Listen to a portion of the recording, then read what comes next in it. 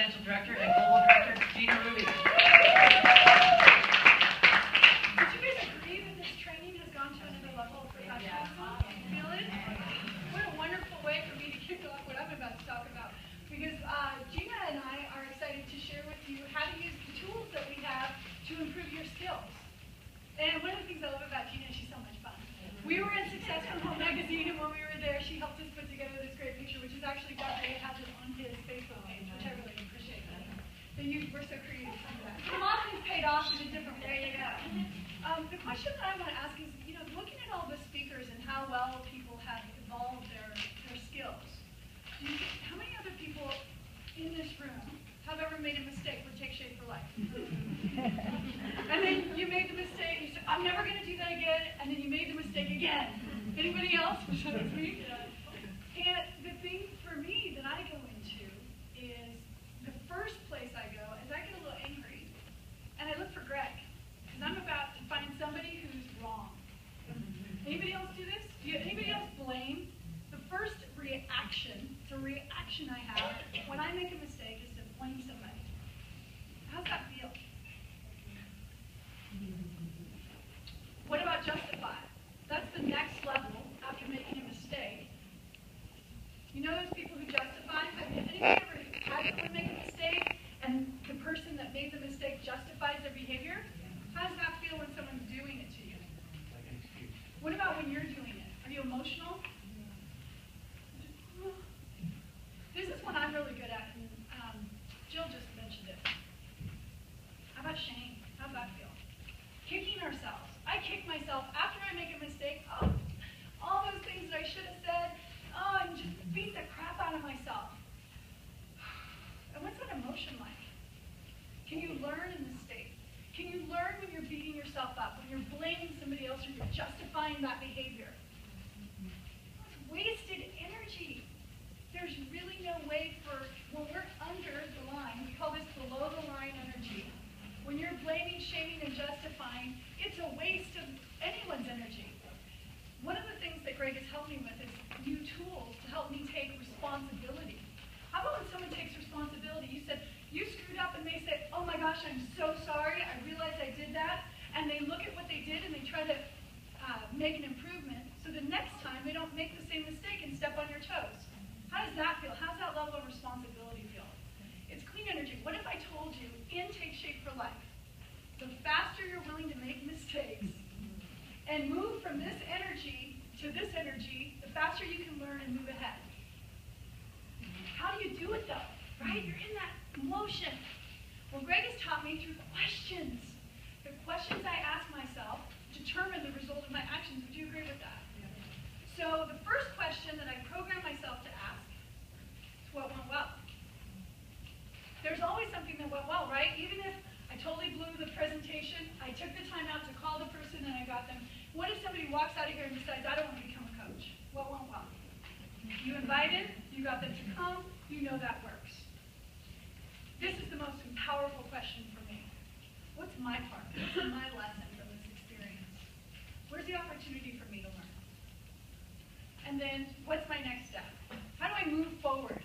Because you can progress a lot faster if you're willing to own those mistakes and not take the energy that's wasted by showing somebody else why they're wrong, which is my biggest lesson. So today's outcomes, which Gina, I'm super excited to have her work on as well, because she's so lively and excited to assess trilogy score. She's going to do a live assessment with, what's her name? Bonnie.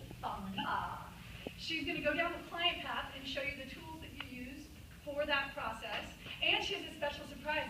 You guys get to practice too, so take good notes while she's doing it. And then I'm going to talk briefly about honing your empathetic skills. So basically, I want to share that I used to be a really heavy-handed coach. Yeah. I would get you to do what I wanted you to do. I was going to be global, and you're my next executive director. Anybody ever have anyone do that? How does that feel when someone's trying to get you to be their client or coach? What's that energy? Attached. Pushy. So what I've learned through the progress of these events and these meetings, which James put so eloquently, is that there's another way to do it. And if you can track and take a look at yourself and what kind of coach are you, what kind of coach do you want to be, and take the time out to really review those skills, do you think you can improve? Does everybody understand what emotional intelligence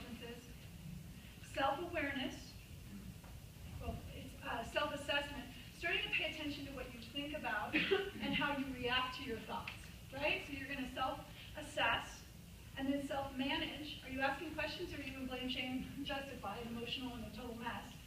And the other one is social awareness and relationship management. How are you managing those relationships around you? I found for myself, I need to have a coach. Someone that goes out with me now, socially, and reminds me when I'm in ADD. Because I'm in front of you talking and a shiny object goes by and I start talking about that. In my conversation, I go into the woods and I'm not staying on track with where I need to go with my communication. Is that professional? Not really. So learning how to be more of a professional in the way that you personally show up and how you learn about yourself, I think, is powerful. And Jill mentioned that as well. So take a look at and review how many clients actually want to talk to you, because what Denise had said about those long conversations, I was just pushy. So people just didn't want to talk to me. So you may have long conversations or you may just not be attractive, so people don't really want to communicate with you. But the beautiful thing about the tools that we're going to talk about is how to disconnect, how to uncouple, as Greg said, that relationship and your attachment to their stuff, because the tools remove the personal. And this is something that's really true. Would you agree? People are uncomfortable sometimes with where they really are. Were you uncomfortable when someone assessed you? When you went through your assessment and started to see your life out of balance, whether it was you were working too much, you had no time for family and freedom, maybe you were overweight? Is it uncomfortable? So you're asking, our job is to get you uncomfortable so that you have an opportunity to see yourself for what's really going on. Because how many people before TSFL Life got asked those questions? Anybody ever ask you that question? What do you want? In school, your parents, they told you what they wanted, right?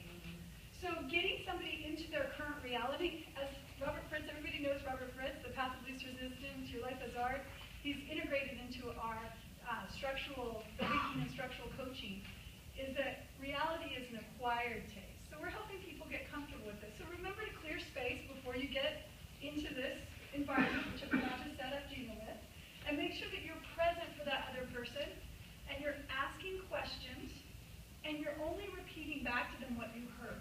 You're not inserting your story, your idea. Just get in the space of really holding a mirror. And by that I mean take notes. Write down everything that they say, their words, and repeat back to them what they've said. Gina's going to go through this now, and she's going to walk you through a demonstration, and then you guys get to